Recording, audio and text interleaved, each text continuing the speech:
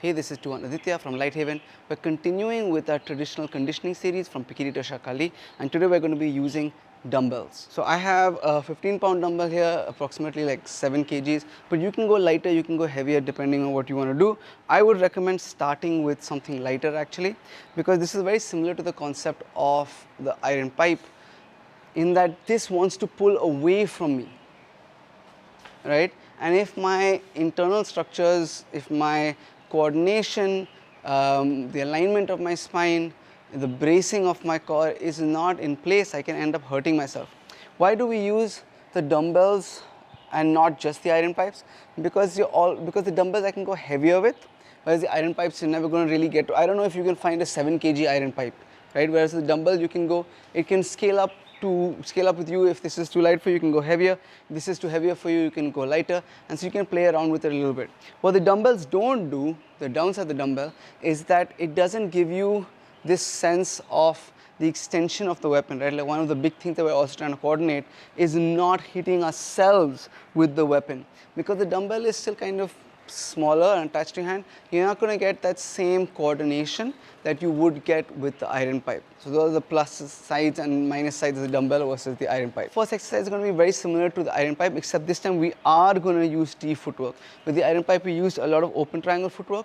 With the dumbbell we are going to use T footwork. So I'm going to start whichever hand the dumbbell is in, that leg is forward, and I'm going to swing just my angle 1, switch to the other side, switch your legs, swing, switch your legs, swing, switch your legs, swing, switch your legs, swing. I'm trying very hard to not put any weight on this leg. So I'll do an extreme version for you like I did with the iron pipes, and not put any weight on one leg, right? Swing, right? So I'm not putting any weight on the front leg. It's in the air, but for you guys, you can touch the ground if you want. Now I'm changing, I'll show you from the side 2 important things. First is I'm changing grips up here, changing hands up here. I'm passing the dumbbell to the other hand. If you guys have watched the knife switching drill that we put up recently, you would have seen how I spoke about passing the knife from one hand to the other hand. That's what we're doing with the dumbbell as well.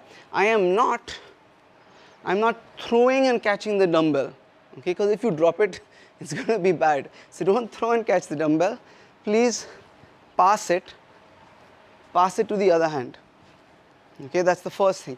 The other thing that I'm also not doing is this. I'm not dropping the dumbbell down. The dumbbell is going straight. It's going forward and then it falls down. It goes forward and then down. Forward and then down, because remember, it's a weapon art. I want to extend the weapon and not learn how to hit. I'm not fighting some children down here. I'm hitting in front of me. So I need to project or throw the dumbbell in front of me and then let it fall. Throw and let it fall. Throw and let it fall. So we can do, let's say, 2 sets of this, about 50 if you find this heavy for you, 50 at least. Ideally between 50 and 100 you want to do 2 sets. So there we were working a slashing line, right? I'm thinking of slashing. But now let's work a thrusting line. This is going to be an angle 5 thrust, or a low thrust coming up diagonally to the other shoulder. For this we are going to use open triangle, because it allows me to push off the ground a little bit more and turn my hip. And so again, I'm trying to use as little muscle as possible, and I'm trying to generate momentum and energy using my whole body behind the thrust, right? Not just my arms. So if the weight's in my right hand, I'm going to step left 45 degrees. I'm going to step open triangle. I'm going to push off my back leg, turn the hip, thrust angle 5, bring it to the other shoulder, switch my grip just like I would if I was doing a knife. Drop the dumbbell down, other side, thrust, switch as if I was doing a knife. Now, the way I'm switching is this hand comes to the top. It finds the top of this hand, right? And I come here. And then I replace. This hand finds the top of this hand, and then I replace everything else. It takes a little bit of time and skill to be able to replace exact with the dumbbells, because it's a lot heavier. But that eliminates the need for you to throw the dumbbell. So instead of me throwing the dumbbell, I am switching and I am all the time in control. Sometimes your thumb may get stuck. That's okay. just try and pry it free. But the important bit is I am using my whole body to generate power for this thrust. It's not a bicep curl. I'm pushing off the back leg, that turns my hip, that turns my shoulder, generates momentum for this thrust. That's what brings it up. Okay, I drop it down, switch, thrust and switch, thrust and switch. So for this also, we can do 2 sets of between 50 and 100. Now for the last exercise, we're going to go much lighter. These are like 2 kgs. These are like 2 kg dumbbells. They're really light. I recommend going even lighter than this if you can. When I used to do this, I used to have these like unscrewable dumbbells, and I would take the weights off on either side, and I would just use the handles for this. The reason why you want to go light with this is because the heavier you go, the more or the less technical your movements are going to become. What we're simulating is double knife in pakal grip, and we're just making these circles. There are tons of videos on the channel about this movement actually, but you're just making a circle from your nose down to the groin. The edge, the tip is facing in. This is teaching you to hook. I'm hooking high, I'm hooking low. I'm not thrusting with this. I'm hooking. An attack is coming, I'm learning to hook. Or an attack is coming, I'm learning to hook that attack in pakal, right? So we're just making these circles.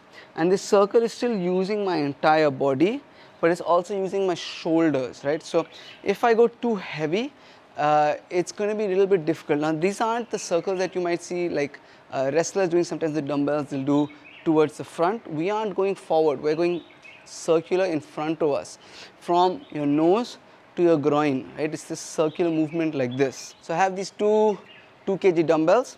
My hands are going to stay up. Again, I'm hanging, the weights are hanging, my elbows are hanging off my shoulders are not up, they're down and relaxed. And I'm just going to make these circles, 1 circle, 2 circle, 3 circle, 1 circle, 2, 3, 1, 2, 3, 1, 2, 3, 1, and I'm doing my ranging footwork with this, 2, 3.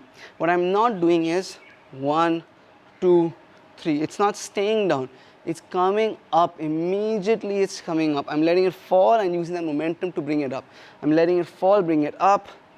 So you're using momentum to bring the weights up as opposed to muscle. Right? I'm not letting it stop down here and stay down here. I'm not making a semicircle and leaving it here. It brings it up. So it brings it up, it brings it up, it brings it up, it brings it up. You can also just do it in place if you want, if you're finding the movement to be hard to do with footwork, or you can do it with your ranging footwork or open triangle footwork or whatever it is that you might be wanting to do. With this, you have a choice. You can either do it for repetitions, but because this is a lighter weight, it might become a bit hard for you to count. A lot of people find it hard to count while they're doing these kind of movements. So then you can do it timed round. If you're doing a timed round, I would do not longer than 2 minutes to begin with. Even that might seem a bit long, but see what you can start with, 1.5 minutes, 2 minutes of continuous motion. You can't go, I'm tired and stop, right? So you want to see how long you can go continuously. Don't go more than 2 minutes.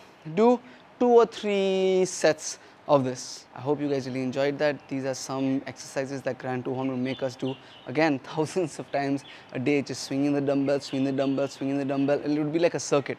Swinging the dumbbell, go, iron ball, come back, iron pipes, and then lastly finish on the tires that would be in his house, but similar kind of thing. And it would just be a circuit, and we would just spend hours and hours doing that. And again, he would keep saying this term, he wanted rubberized muscles.